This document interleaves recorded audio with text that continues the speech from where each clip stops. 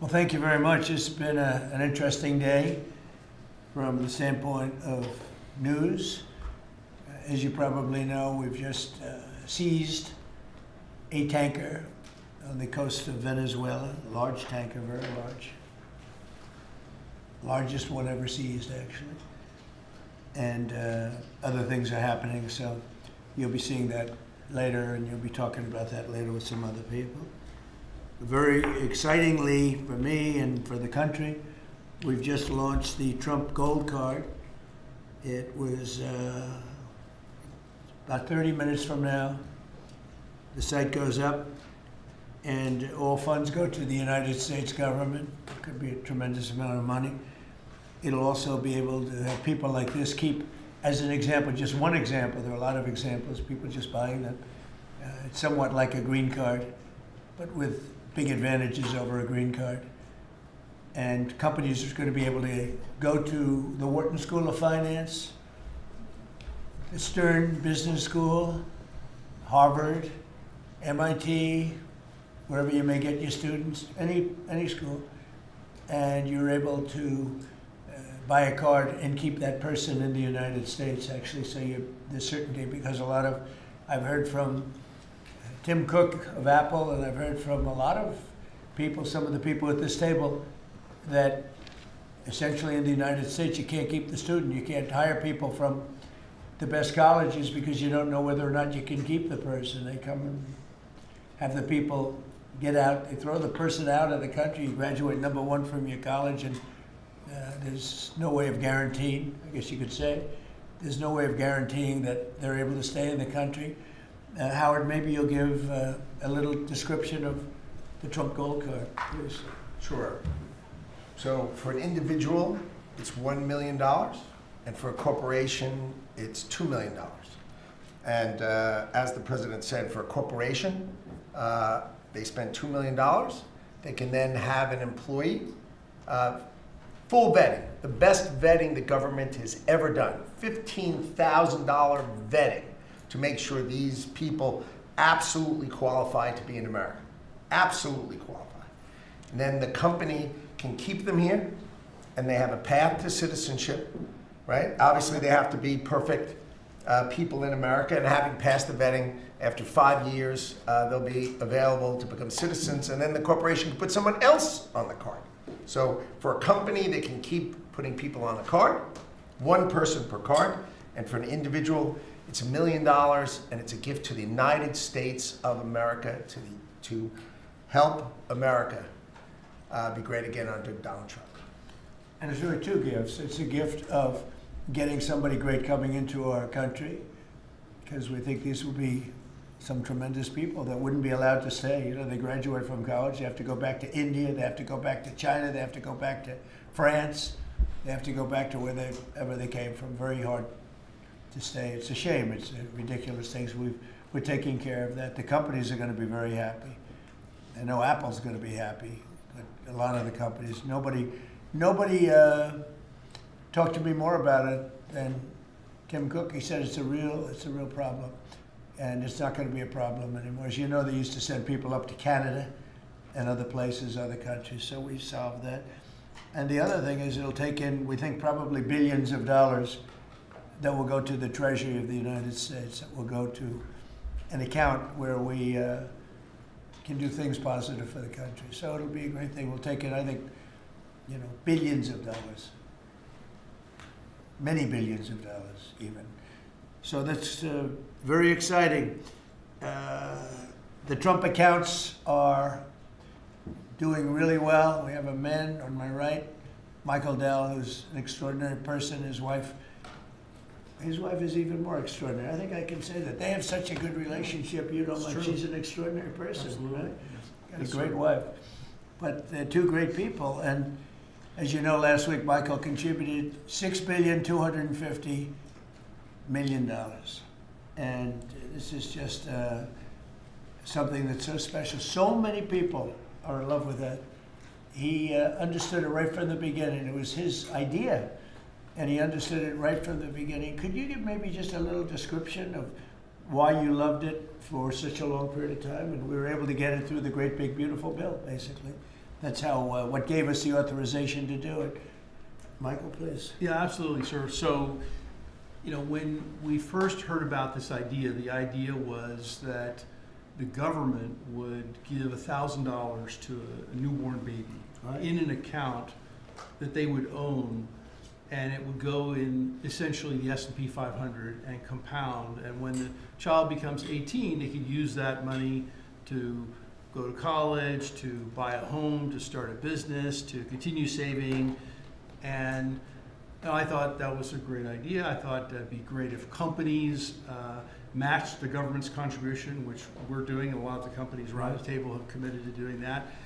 And also thought about this is, wow, this is going to be like a platform for families and communities and philanthropists to contribute to those accounts. And so we originally started with the idea of, well, what if we gave some money to all the kids in our home state of Texas, right? We thought that would be a nice thing to do. That's still a lot. Yeah, it is. 1 out of 10 new kids in America are born in Texas. Yeah, it's pretty good. Happen to be a fan of the state of Texas. Yeah. But anyway, we thought about it some more, and we thought, this is going to be something really special. We have a foundation. It focuses on children. It's been around for 26 years, and we said, well, why don't we go bigger? And so we talked about it, and now that the Investment America Act is a law, which that in itself is a incredible thing that occurred. It does create a platform, and we were super happy to announce that we would give $250. We arrived at $250 because next year will be the 250th birthday of America and 25 million children. We thought that was a nice thing to do because it would include most of the children that are 10 and under, that are not part of the government program, that live in zip codes where the median income is less than $150,000. And that was also an important part of our contribution. And I do believe there will be a number of other large gifts announced. I've already spoken with a few that will be announcing gifts at the state level, Right. and more to come. Yeah. It's amazing, and it's amazing the vision you have, but that's why you're so successful, frankly. And to think that Michael started off with not a lot of money, I would say, right? Not too much, like very little. And he can give a gift of $6,250,000,000, and I know he said he's going to do a lot more. It's pretty amazing. It's really a beautiful thing to watch. So great for our country. So we have the Trump accounts are doing really well, and it's become, I have to tell you, just everyone's talking about them, beyond what I would have even thought. And it's going to make some young people relatively very wealthy. And in some cases, they could really be off to a great start. So some people have had that advantage and some people haven't, but it's a wonderful thing. Thank you to you and your beautiful wife. Thank you very much. So it's a pleasure to welcome so many brilliant minds and distinguished business leaders back to the White House. I love these brilliant minds, including Michael Dell of Dell Technologies, who makes a great product. And I want to thank him for what he's done, what we just discussed, the accounts. We also are grateful to be joined by Enrique Lores of HP. So thank you very much, Enrique. Great job you're doing.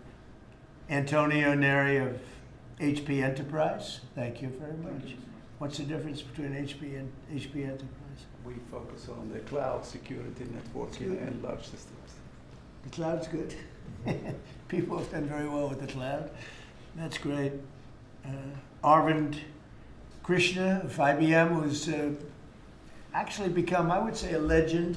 The job he's done. He's taken the stock from a rather low price to a very nice price. I won't say high because I'm sure you're going to say it's going to go up a lot more, right? So I can't say a high price.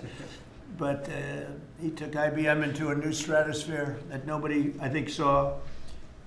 If you go back before, when he took over the company, nobody would have even imagined that you'd be able to do what you've done. So congratulations, become a good friend.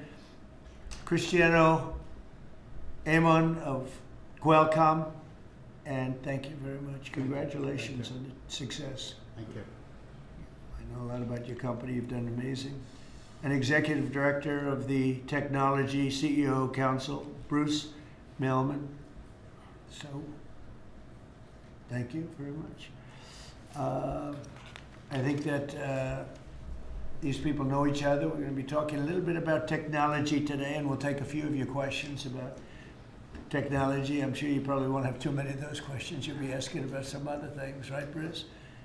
Our administration is committed to total dominance in technology. Right now, we're leading artificial intelligence by a lot. And I think, you look at what's going up, and we're writing rules, regulations. We want to keep it at the federal government level, so it's simple for the companies, very important, frankly.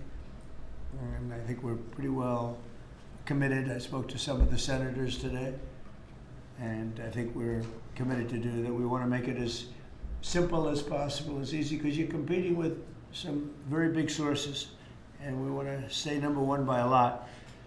We're leading the world in building new data centers and new semiconductor and chip manufacturing facilities and new capacity for AI. And we're unleashing all of the forms, literally all forms of energy and natural gas and oil to clean, beautiful coal and safe, reliable nuclear power. And I'm giving them approval to, when they build these massive plants that cost $50 billion. It used to be that for $50 million you could build a nice little shopping center. But for $500 million, you could build one of the biggest, most beautiful centers. And now they're talking about $50 billion. So explain that one. These buildings are, there's never been anything. There's never been anything like that. So you're all involved in that. It's pretty amazing. 1 year ago, our country was considered dead by many leaders throughout the world. And now we have what's called the hottest country anywhere in the world. We're the hottest country in the world right now. 10 months took us. I thought it was going to take longer, Michael. I didn't think we were going to have this success this soon. We have over $18 trillion being invested. So much of it by, like you're in for a lot. What's the number that you're looking at? 150. 150 billion. That's good. I don't know, Michael, am I allowed to ask you? You already gave 6,250,000,000. Do you have you stated a number that you're at for investment, future investment? Well, if I think about all the, investment that we make with the American companies that are adding capacity, particularly around semiconductors, it's several $100 billion. I think that's right. It's pretty good. Yeah, it's pretty good. It makes the 6 billion sound very, very small. That's very good. Antonio, what about you guys? What about you and Enrique? How's that going? Well, have you announced a number or anything? No, I'm actually happy to share with you. Over the next few years, we're going to invest an additional 3.5 billion building secure manufacturing. Right. We built the largest supercomputer for the United States government that supports both the DoD and DOE. So in the next 18 months, we're going to build the largest 5 supercomputers that will keep the United States ahead of the game, both in life science and AI, but also to keep ahead owning the entire stack at the national security level. Great. Are you doing that separately? Are you doing that together or No, separately? we are totally separate company. Totally separate, wow. From our side, we invest in the US around $18 billion per year. So if Yeah. you look at the next 5, That's right. it will be close to $100 billion. And we are going to be investing in AI at the edge, not only on data centers, but how to make AI available to customers in PCs, in headsets, in devices that they would be using every day. Which is So it's over $100 billion. Yes, And you're doing well. HP is doing really well. yes. That's great. We're competing hard with Michael, but we're doing well. Are you direct competitors? Yes. You That's are. it. It's that. That's why they're on different sides of the table, sir. The old days would say, why don't you make a deal? I guess now it's not so easy to make a We deal. can have an arm wrestling match now. Yeah, instead right. of if you want to. And Cristiano, you've been amazing, right? Your company with the investments. How are you doing with We're doing investments? great. I think, Mr. President, you have a great decision. I think when you drove our company to continue to be innovating, and I think we're doing very good. We've been, in addition of doing phones, I think we're now, our chips are going to every car company in the world, all the car companies. We're entering into the robotics. There's a lot of growth in robotics and the data center. The new smart glasses going to be the future mobile devices. Industrial, I think a lot of the drive towards manufacturing the country is driving a lot of technology for smart manufacturing. We're making chips for that. So I think we're very excited. And I think, like Michael, I think the number of industries our chips are being enabling is driving hundreds of billions of dollar investments. And most important for us, semiconductor manufacturing is very important. So we are going to be customer of the fabs that are being built in the United States by TSMC and Samsung. So we're just going to keep going forward. Yeah, those investments are very important, and we are all customers of those fabs. Those two are my customers too. So Memory stuff? Memory? we don't do memory. We do a lot of the Who's processing. the king of memory? It's Micron and Micron's- SK yeah. Hynix. And Micron's Samsung. another one doing very well. That's great. Yeah, I heard you're doing fantastically. Congratulations. Thank you, Mr. President. The stock market has set a 51, think of this, 51 all-time record highs during the last 10 months. 51.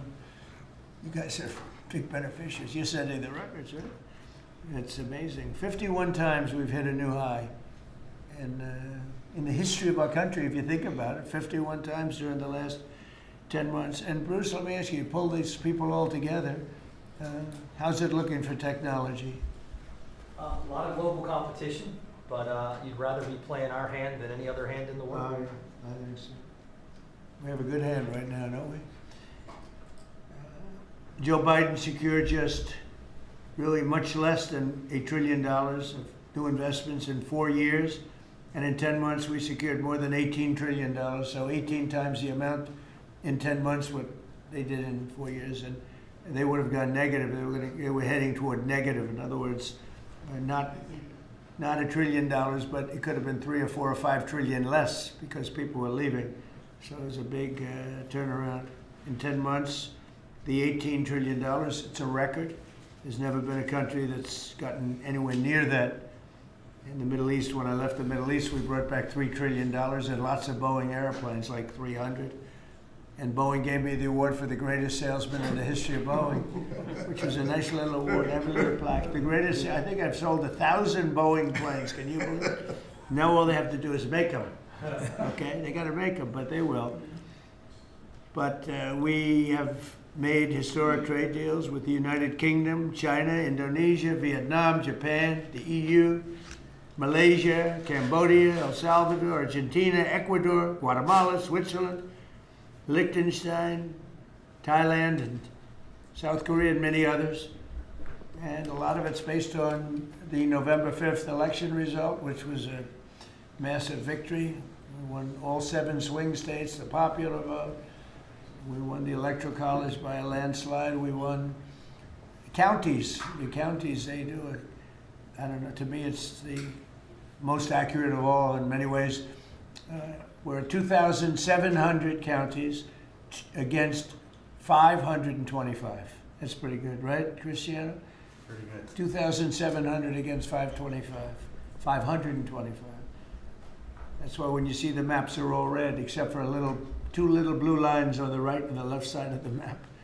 They're probably changing too. Americans are great builders, and in the Trump administration, America is once again a country where innovators get a green light. You have the greatest innovators in the world at this table, and representing a lot of their friends who are competitors and friends. But we're really on a big move to get rid of red tape so they can run their businesses and not have to wait 10 years for an approval.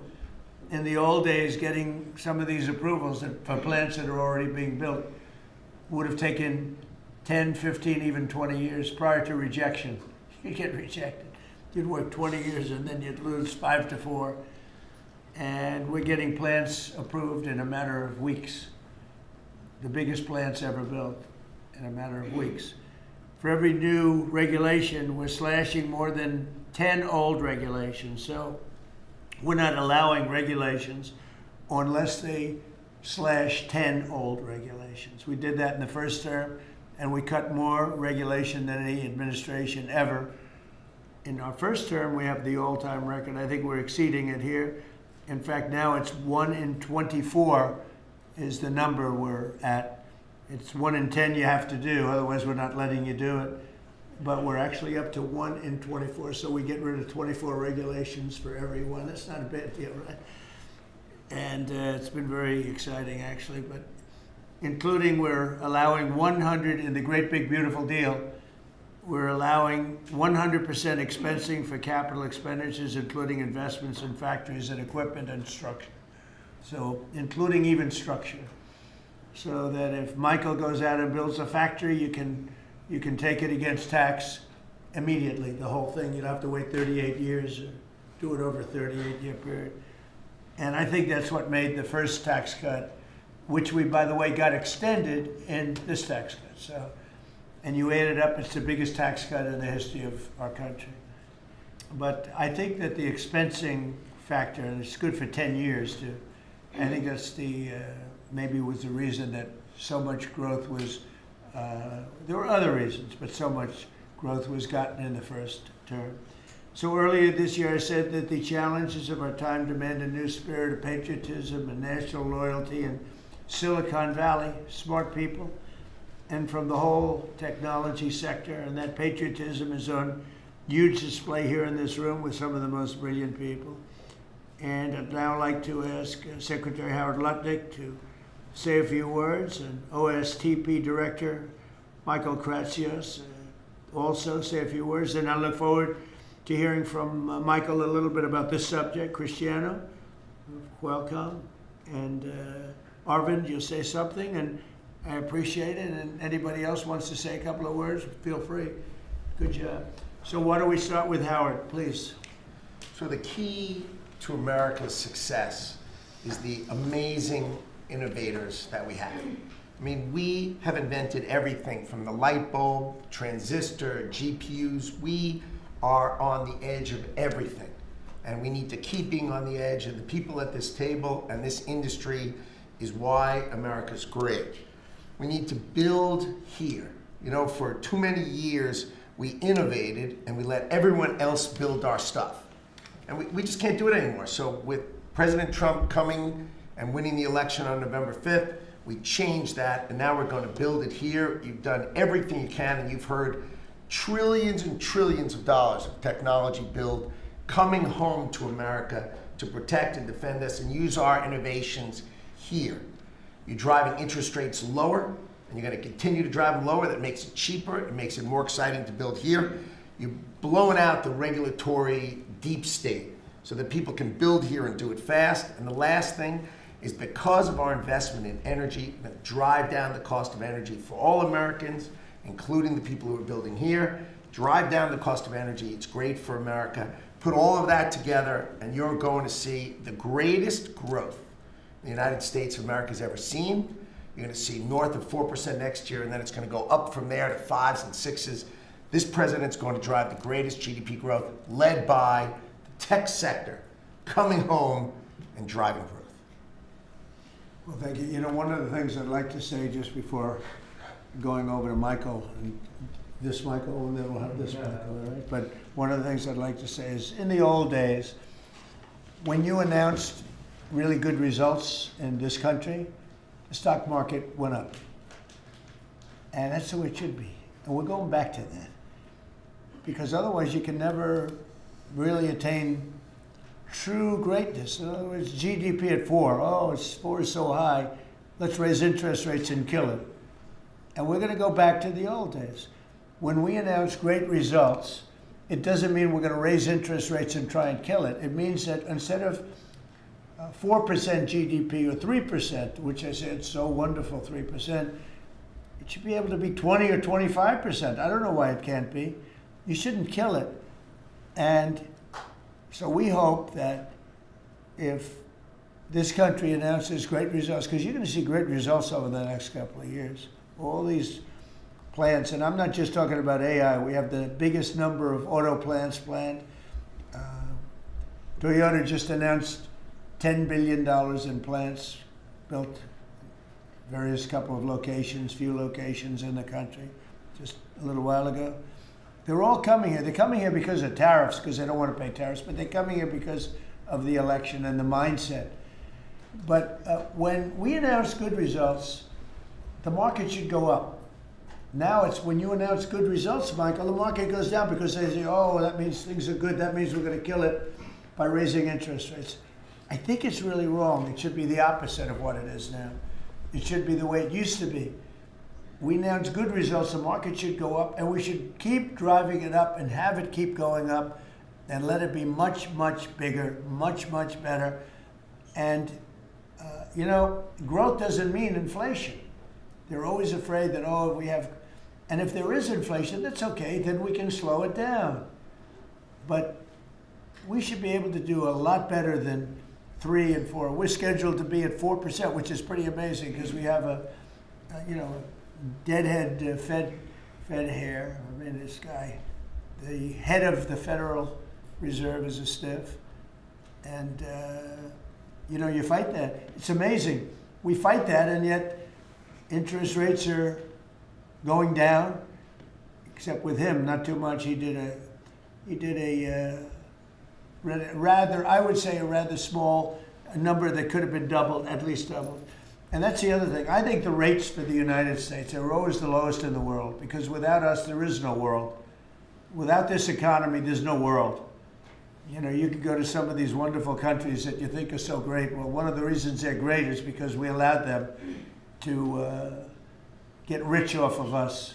We didn't charge them anything. You look at some of the deals, I don't want to say, use Switzerland as an example, but Switzerland paid almost nothing in terms of a tariff or a tax or whatever you want to call it, license. They paid nothing, and they're paying now. They're paying a fair amount. I had them at 39%, but I decided to be nice. I was nice, and I think they like us a little bit better. But the money you're talking about is enormous. Our country is a very rich country. But if we do well, the market should go up and the value of our country should go up. And if we do poorly, the market then should go down. It shouldn't be the opposite. And if we go up, we should encourage it to go up more. And those numbers, when you say, 3% of GDP or 4% of GDP, they should be much higher. So, I've wanted to say it. I do say it. I believe it. And we have to get a mindset that when a country's doing well, you don't want to kill the growth. That's what they're doing. They kill the growth. I don't know if you guys even agree with that. They kill the growth because they're so afraid of inflation. But you can have tremendous growth without inflation. Everything goes up with the growth. But that's not inflation. So I think we can do much better than traditional numbers. And you see that. You see that with what we're doing. We're leading in everything. And now, and remember this, as far as prices are concerned, and they talk about affordability, I inherited the worst inflation in the history of our country. They say it was 48 years, but I say it was the history. What difference? It's 48 years, they were telling me. And they said, I was being inaccurate because I said the history. I think 48 years is a long time, but it's actually, I disagree. I think it's the history. So in the Biden administration, I inherited the worst inflation in the history of our country, or 48 years. And prices were very, very high.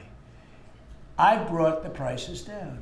We had yesterday 3 states where oil was at $1.99 a gallon. How about that? And with these guys, it was $4, $4.50. In California, it was like $7 because that's a badly run state.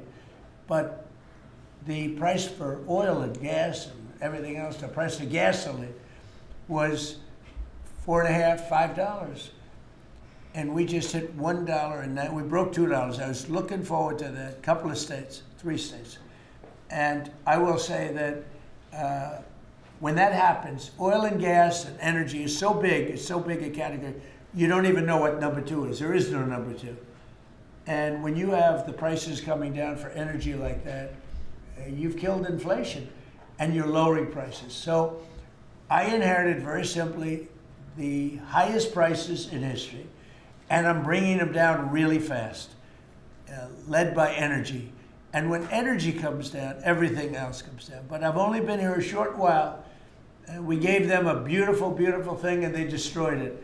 They would have destroyed our country had they been allowed to stay. If we didn't win this election, if we had Kamala, who's the same as Joe, low IQ people, but if we had Kamala, as you would have a country that would be right now in ruins. I believe that 100%. Things would be in a state like nobody's ever seen before. Worse than anything you've ever imagined. Worse than 1929, in my opinion. Instead, we have the hottest country in the world, and we're going to keep it that way. But just to finish, we inherited high prices. We're bringing them down very rapidly, and we're bringing them down to very, very good levels. They'll soon be down at very good levels. Michael, please go ahead. Absolutely. As everyone in this room probably knows very well, leadership in science and technology has been foundational to our economic and national security for 4 decades. And because of the policies that you have championed and the private sector partnerships that you have made, America currently is leading the world in S&T, and it's benefiting all Americans every day. The one thing that I want to remind this group of, and many of you know, the president has been arguing for American leadership in AI well before ChatGPT was even invented. The president signed an executive order on artificial intelligence leadership in 2019, which set the stage for the revolution that we're seeing today. In the past year, we've built on that. We signed out the AI Action Plan in July of this year, which the president launched here in Washington, along with 3 EOs. And I know a lot of that effort is around creating a regulatory environment to allow for companies like yours to thrive and for the applications that you build to have the biggest impact on Americans every day. So thank you for everything that you do, and I know we're going to keep working together to make sure that America is the home for the next great technological discoveries. All right, thank you, Michael. And Michael? Thank you, sir.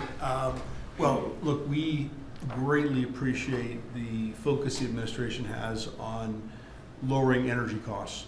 And energy is the substrate of manufacturing at the industrial level, and really an incredibly important input to the economy. We can't be competitive without a super low cost energy industry.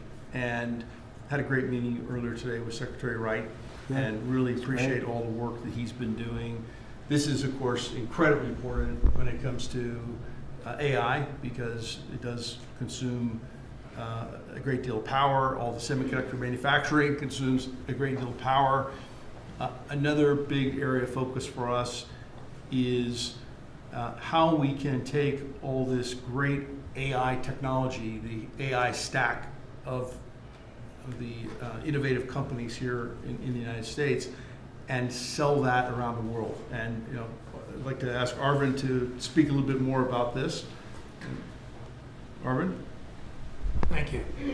So, Mr. President, first, we really would like to thank you for everything you're doing for economic growth, as you said. I completely agree with you. Economic growth then drives a lot of other benefits to everything else. We also want to thank you for all the work you're doing on deregulation and making things easier for business to participate in that growth. Michael spoke of the AI stack.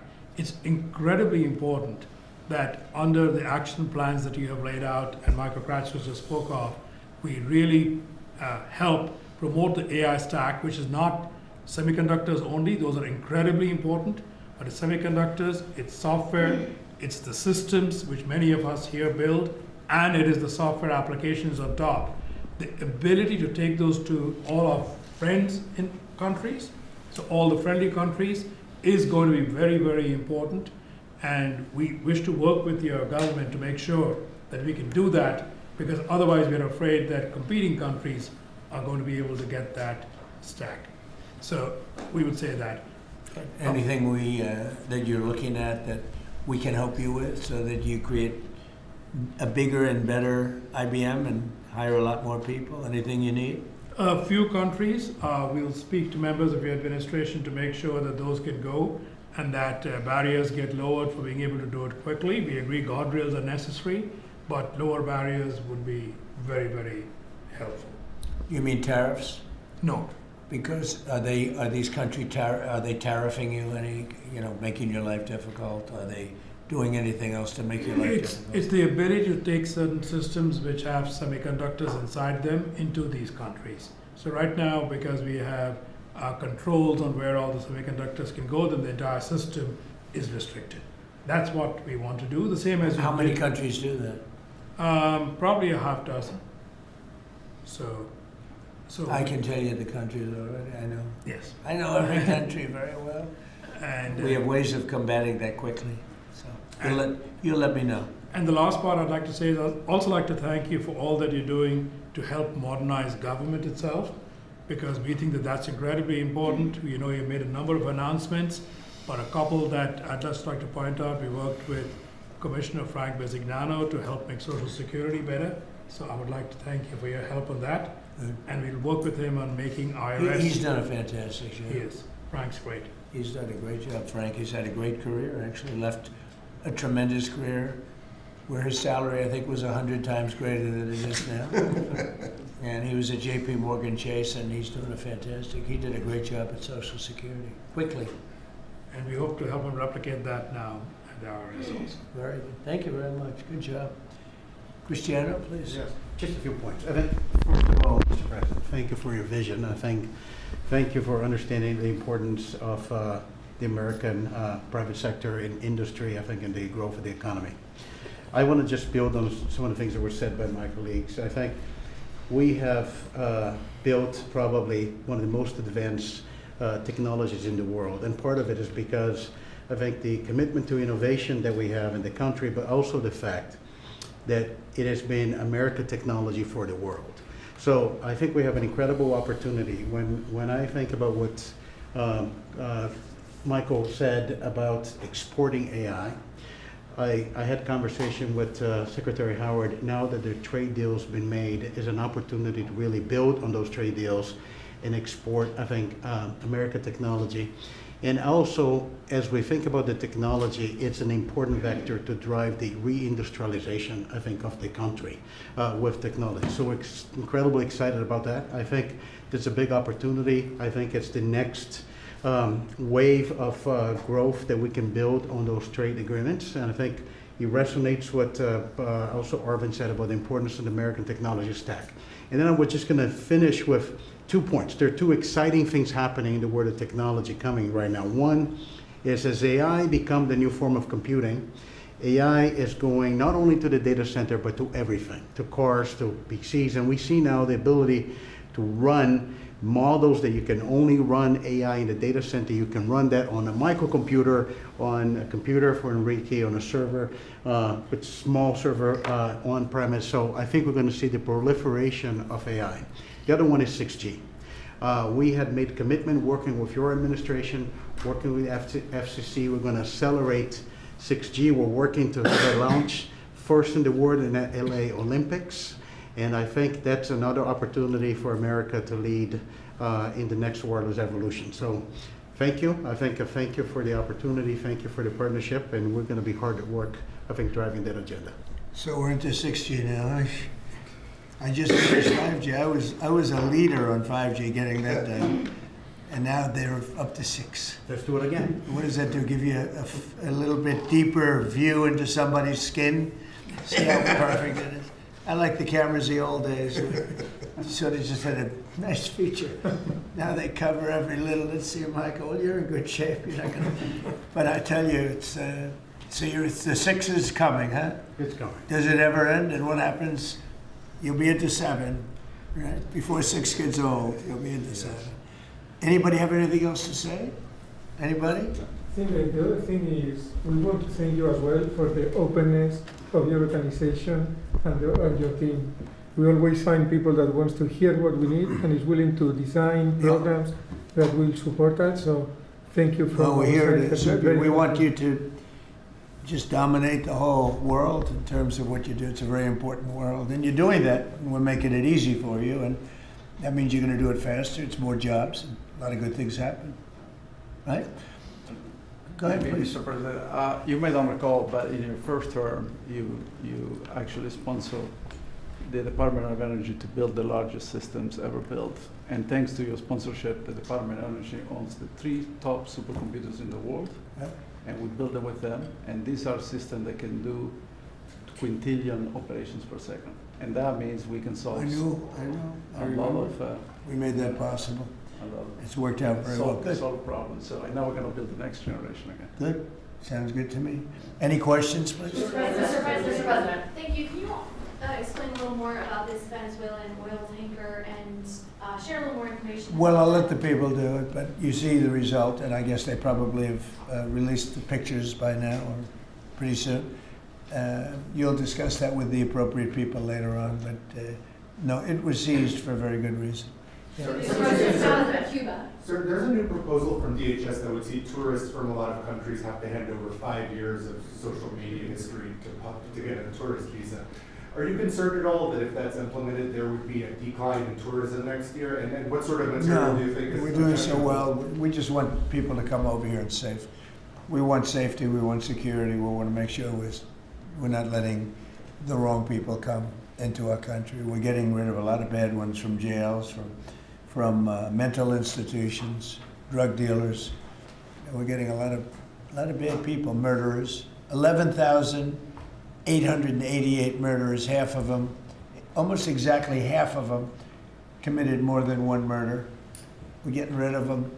In some cases, we don't even want to get them out. We put them in jail because we're afraid they're going to come back into our country. We're not going to let them back in. So we've taken a very tough stand. And you see where we've been, like Washington, D.C. now, people walk down the streets, they go into restaurants at night. It's beautiful. It's like this beautiful thing to see because till I got here, this was a very, very bad place. We had a terrible thing happen 2 weeks ago with terrorism with regard to 2 National Guards people that are so phenomenal. One is no longer with us, and one, amazingly, we weren't looking with great hope on that, that Andrew.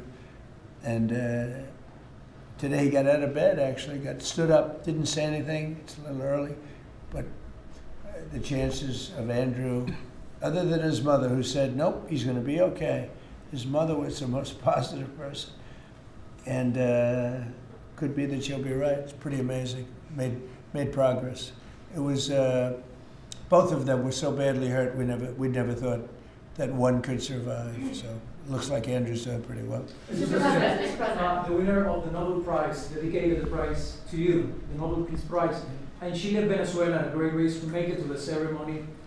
There is a risk she could be arrested, actually. What would happen if she's arrested? What message do you send, or would you send to Nicolas Maduro? Well, arrested by who? The Nobel Prize Committee? That's probably the ones that would arrest. I don't know anything about it. She was very gracious. She said I should have gotten the Nobel Prize, and I don't, I'm doing this to save lives. I'm not doing it for any other reason.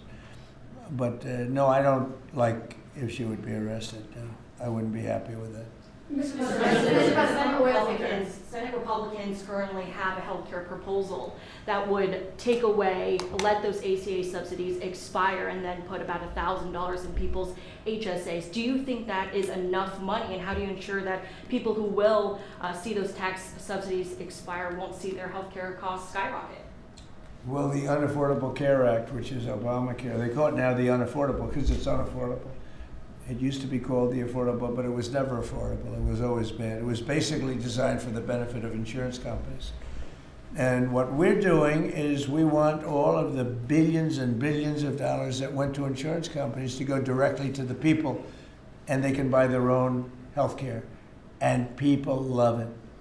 I don't know if the Democrats are going to approve it because they want the insurance companies to make money. It was a scam. Obamacare was a scam.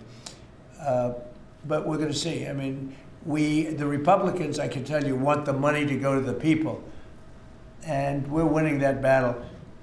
The Democrats are having a hard time with it because they're in the pocket of the insurance companies. Yes, please. You spoke to some European leaders today, I think, sir, about Ukraine. I did. Could you tell us about that? And is there a new revised peace plan that Ukraine has presented?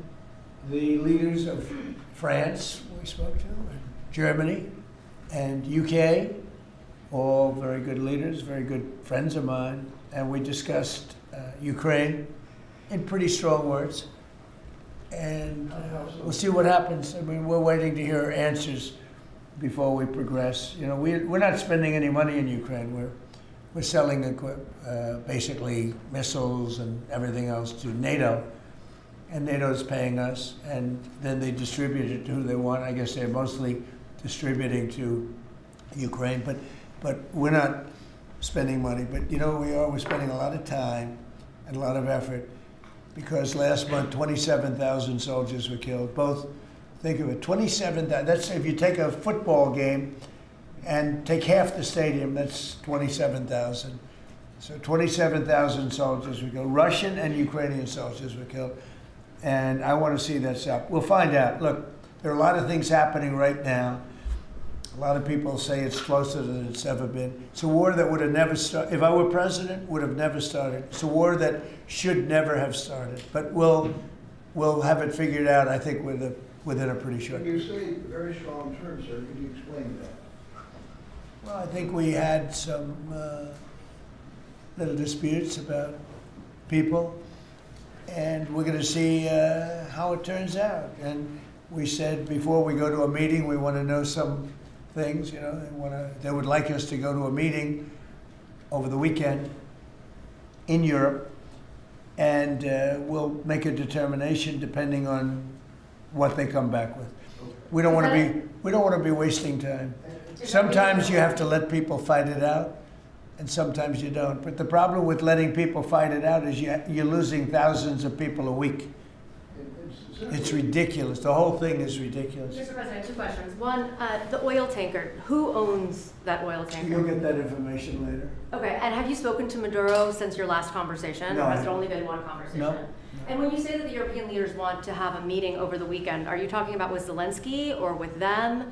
With Zelensky and us. And you said in an interview yesterday that you think it's time for Zelensky to start accepting things. What things are you talking about?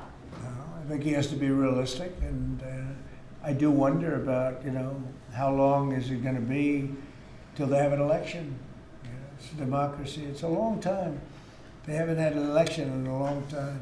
It's losing a lot of people, and it's possible that the people, you know, if you look at the polls, I will say 82%, there was a poll that came out, 82% of the people are demanding a settlement be made, Ukrainian people. They want to see a settlement be made. I understand that. They're losing thousands and thousands of people a week. They want to see it ended. And I do say, you know, at what point, when do they have an election in Ukraine? That's not casting dispersions on anybody, but they do have a massive corruption situation going on there. And they do say, you know, when are they, people are asking this question, when do they have an election? Are they going to have an election? Or are they going to just keep it going like this? So I think it's time to get that war settled. And I think it's a war that can be settled. But it takes two to tango. Mr. President, Warner about the new owners of Warner Brothers Discovery to make changes at CNN, big changes, and have you spoken to Jared about it? What are you doing with him, or are you sort of wall him off a little bit? So what do you want to know? What changes do you want to see at CNN under new ownership? Well, I'm not involved in that. I will be probably involved, maybe involved in the decision. It depends. You have some good companies bidding on it. I think the people that have run CNN for the last long period of time are a disgrace. I think it's imperative that CNN be sold, because you certainly wouldn't want to put people, just leave those people with some money, good money, and CNN, so that, you know, they can spend even more money spreading poison, because it's lies. It's a disgrace. So I wouldn't want to see the same company end up with CNN, the same company with money, because right now they don't have too much money, but they have value, I guess, based on the bids. They've got value. But I think CNN should be sold, because I think the people that are running CNN right now are either corrupt or incompetent.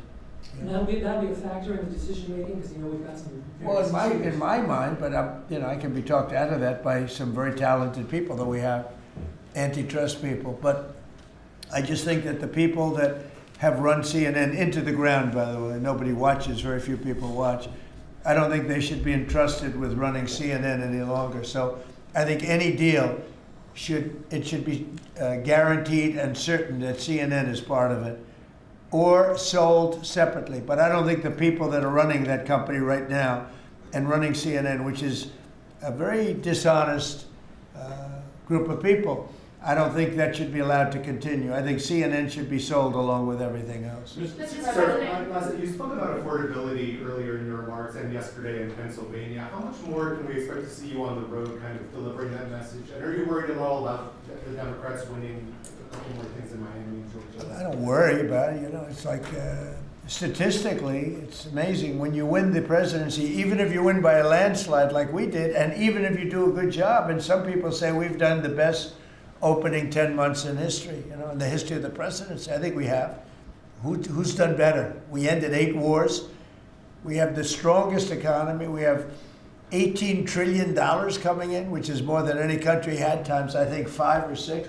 18 trillion is a lot even in your standard, right? Yes, sir. Even for that guy, 18 trillion is big numbers. But we have $18 trillion coming in. Pretty amazing, right? I think Qualcomm would be very impressed if they had even a little piece of that.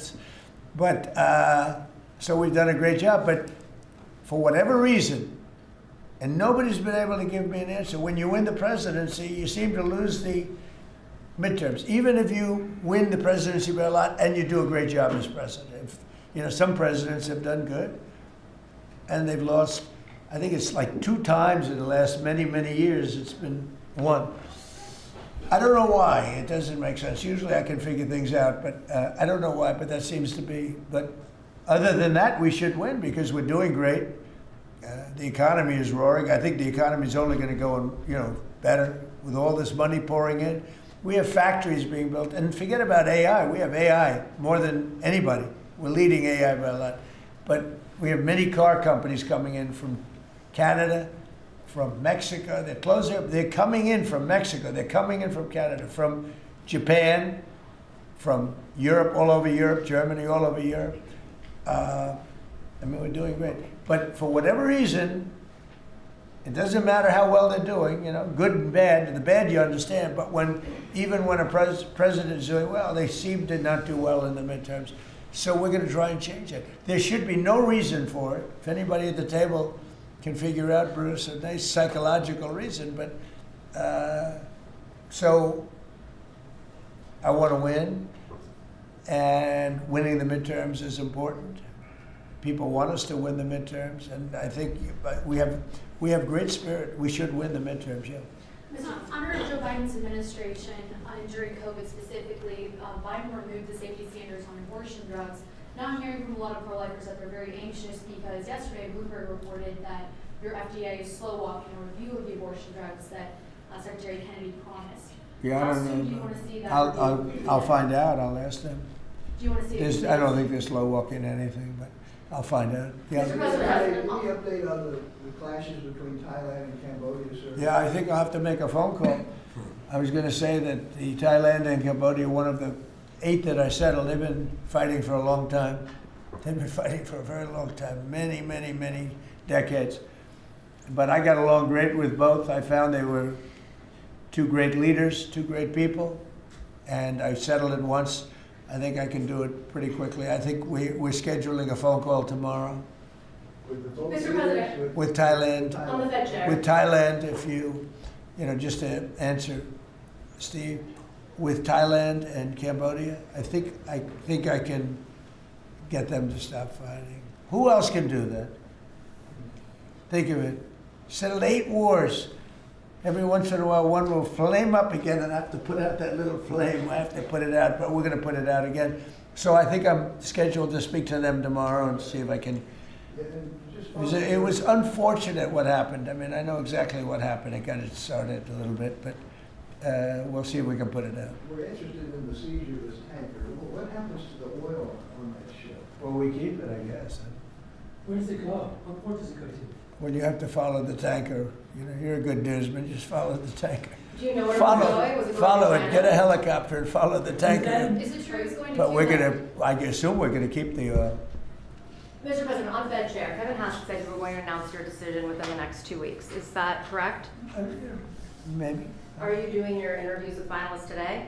Well, I'm meeting with Kevin Warsh today, so I'm meeting with him, and I sort of have a very good idea what I'm looking for. again, I'm looking for somebody that will be honest with interest rates. That's all. I just want honesty. Our rates should be much lower.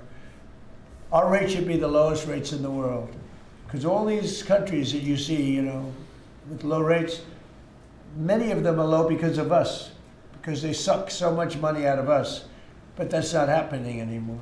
We should have the lowest rates in the world. And without us, none of them really exist as an economy. I mean, I can show you these really prime, really wonderful countries. They've had nothing but success. It's because they took so much out of the United States. I mean, it's one of those little problems. I want to see that when we do well, we're rewarded for doing well, not the way it's been for the last pretty long period of time. Are you asking for finalists to pledge to lower rates? Are you asking these finalists to pledge to lower rates if they become the chair? No, I'll be asking questions and I'll be able to figure it out. Mr. President, we have 3 countries sending drugs to the U.S., Mexico, Venezuela, and Colombia. And you talked to the president of Mexico, you already talked to Nicolas Maduro. Have you considered talking to the president of Colombia, whom you call a drug dealer? No, I haven't really thought too much about him. He's been fairly hostile to the United States, and I haven't given him a lot of thought. He's going to have himself some big problems if he doesn't wise up. Colombia is producing a lot of drugs. They have cocaine factories that they make cocaine, as you know, and they sell it right into the United States. So he better wise up, or he'll be next. He'll be next too.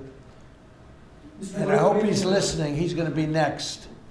Yes. Mr. President. Because we don't like people when they kill people. And they sell drugs, they kill them in the United States. And Colombia is a major manufacturer of drugs, meaning cocaine in particular, as you know. Thank you, Mr. President. Thank you. Multiple House Republicans in recent weeks, days, have been critical of Speaker Mike Johnson. I wanted to ask you if you're still confident in the Speaker to keep his conference together ahead of the midterms, and how often are you speaking about him? I think Mike Johnson is great. You know, he's had a majority of 2, 3, 4, then back to 2. We actually had 1. So we were 1 heart attack away from disaster. So everybody prayed for everybody's health. I think Mike Johnson's been a fantastic speaker. I mean, a very hard job because, you know, when you have a small majority, and we got the biggest bill in the history of our country approved, the Great Big Beautiful Bill. I call it the Great Big Beautiful Bill. There are different names for it, but to me it's a Great Big Beautiful Bill because it gives the biggest tax cuts in history, the biggest regulation cuts in history. No tax on tips, no tax on Social Security, no tax on overtime. I think Mike Johnson's been a great speaker. I think few people could have done that job. Do you want to see another big package move through Capitol Hill in the next year, or? Well, we don't need it because we got everything. You know, this was supposed to be 17 bills. And I think it was my idea, but, you know, with the concurrence of people that have done this a long time. And I said, why don't we make it 1 bill? Because it's very hard to get things approved by the Democrats. And it worked out because there was something good for everybody. If we would have done 17 bills, we wouldn't have gotten 1/3 of them approved. There was something great for everybody in the one, you know, the Great Big Beautiful Bill. Brian? Yes, good to see you, Mr. President. Hi. I'd like to follow up on the event last night in Pennsylvania. Huge crowd turned Yeah, out there. big crowd. It seemed like Rally Trump was in prime condition last night. You enjoyed it. Can you just give me your thoughts on that? Then I do have a question on the gold card. Last night was amazing in Pennsylvania. We had a tremendous crowd. It was like freezing. And the people, the thousands of people on the sidewalk trying to get in, or the streets. It was an amazing evening, actually, and I think people really enjoyed it. I enjoyed it. You could tell that. I can tell that you enjoyed it. I enjoyed it. I really did. Well, you know, it's easy to enjoy when you do a good job, and, you know, when you can talk about things in a very positive way. It's hard not to say it. We have potentially the greatest economic boom in the history of the world. It's being built right now. And when it opens, there will be nothing ever in history like what's happening in our country. And, you know, Washington, D.C. is safe, and Memphis is now. Look at Memphis. Crime is down 60% in Memphis. We just got there 3 weeks ago. And we're going to have New Orleans. New Orleans we just sent a group of people there, and crime is down 28% in about 3 days. You know, we do a good job. You know, And these are central casting people. These people they're very tough people if they have to be. They're very good, they're great patriots, but they are the toughest, and they don't take any nonsense. And every place we go, we knock down crime. Too bad that we're not invited more into Chicago, because we could save Chicago very quickly. But even that, we're doing it on a minimal basis until, at some point we'll just go in and do what we have to do if the governor doesn't wise up. They got a bad governor, they have a bad mayor. I would say they're both incompetent, but it's hard to believe that people don't want to stop crime. We could stop the crime in Chicago in about 2 weeks. Go ahead. My question is on the gold card. I apologize if I missed the answer to this. Is there a limit to how many gold cards these companies can buy? Howard? So the program is part of the already approved visas. So we're just going to have great people come into this country. The average green card holder earned less than the average American. So they were more likely to be on the dole and be on our assistance programs than average Americans. And the idea is from President Trump, he wants to raise it, bring in the best people into America. So same visas, but now just full of the best people. Basically, it's a green card, but much better, much more powerful, a much stronger path. And a path is a big deal. Have to be great people, but much stronger path. And it also, in addition to that, helps companies, because not only for companies, but if IBM gets somebody #1 in his class at the Wharton School of Finance, and you're dying to get the person, but you can't guarantee the person stays in the country, because oftentimes they'll say, "I'm sorry, sir, you got to get out of here. You have 24 hours, right?" And you say, "Where's my employee?" Now IBM can buy a card, and that employee can be there for essentially a very long period of time. Mr. President, could you tell Bruce? It's so needed for the companies. It's needed for others, but really it's basically a much better form of a green card. And you can't get green cards. They are impossible to get. This is much better than a green card. Yeah. Yes, so did you tell Bruce Blakeman not to run for governor, or that she should think about not running for governor? I haven't spoken to, first of all, he's a friend, she's a friend. These are two great people running. In a way, I hate to see them running against each other. I hope they're not going to be damaging each other. But Elisa's fantastic, and Bruce is, they're two fantastic people. And I always hate it when two very good friends of mine are running. And I hope there's not a lot of damage done. Sometimes it works the other way. The victor ends up being much stronger because of it. A lot of times that happens in politics. You think you'll step in a couple months to actually see who performs? Well, I think in New York we have a convention toward the end of February, and I think you'll know pretty much at the end of February what's going to happen. And I'll probably have to, do what I want to do. But I hope that he's running now, as you know, and she's running. We have two very talented people. Either one should win against the Democrats. Mr. President, the prisoner legacy story lately focuses on one of your cabinet members predicting that you're going to fire this one or you're going to get rid of that one. Of all your cabinet members, who would you perceive as the most under attack? Well, I think my cabinet's fantastic. I read these same stories that I'm unhappy with this one or that one, and I'm not. I think the cabinet's done a great job. I read a story that I was unhappy with Pete because he was attacking drug dealers. I said, that's not exactly right. I would say very much the opposite. Pete Hegseth has been phenomenal. I read a story recently, I'm unhappy with Christie. I'm so happy with her. I mean, we have a closed border. We have a border that's the best border in the history of our country. Why would I be unhappy? She's fantastic, actually. No, we have a fantastic cabinet. Really fantastic cabinet. I mean, Lutnick I'll have to think about. No, Can't have everything. Can't have everything. He's doing great. Well, Howard's done really well, and Scott's done really well. We have just a fantastic cabinet. I'll tell you who's doing a great job is Linda McMahon. We're bringing education back to the states where it belongs. Education is going, we can't do any worse than we're doing right now. Let the states run it. If you go back to some of our states that are run so well, so good. I would say 40 of them. And then you'll have trouble with 5, and you'll have bigger trouble with another 5.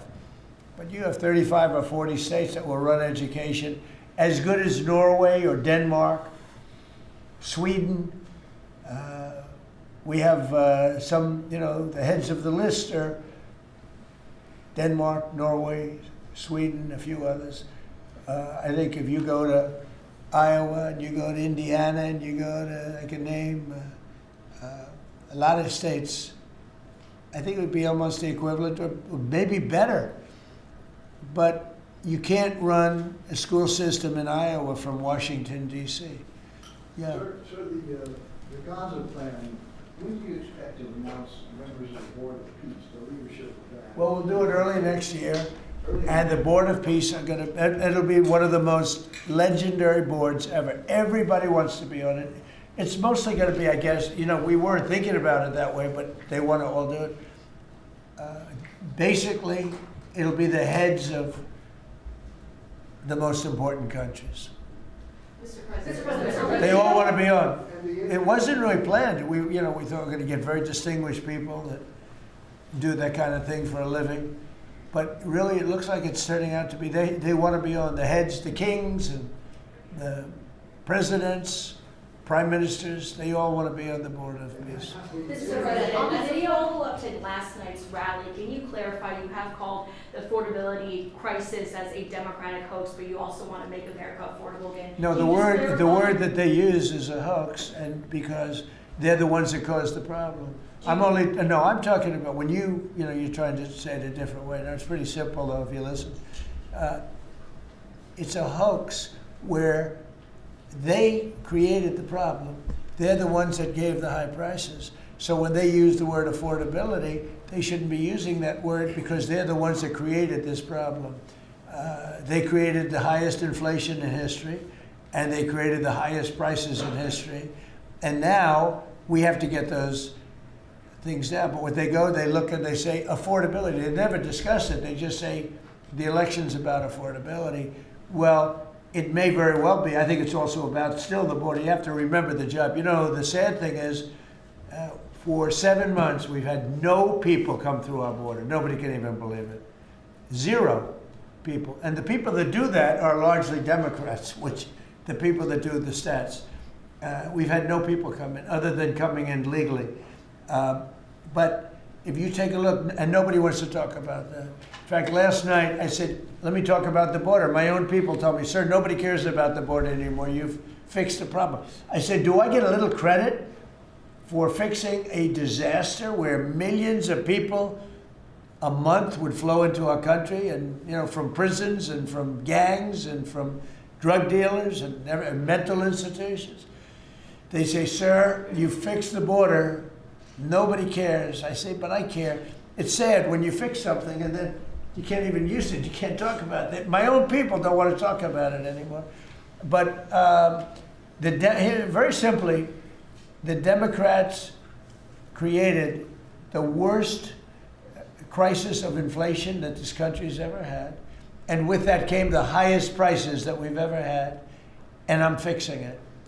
Mr. President, has Secretary Hegseth told you why he hasn't released the video of the second strike? No, he hasn't told me. I thought that issue was dead. You're surprised you bring it up. You must be CNN. Lawmakers are still Are you talking about CNN? it on the Hill. Are you CNN? I am with CNN. Oh, gee, I'm shocked to find out. But lawmakers are still talking about it on the Hill. Well, I'll tell you, I don't know about lawmakers. Which lawmakers? You're talking about Most of the Democrats? Democrats have been talking about trying to release it. I mean, the people that you work for, the Democrats? You work for the Democrats, don't you? You're basically an arm of the Democrat Party.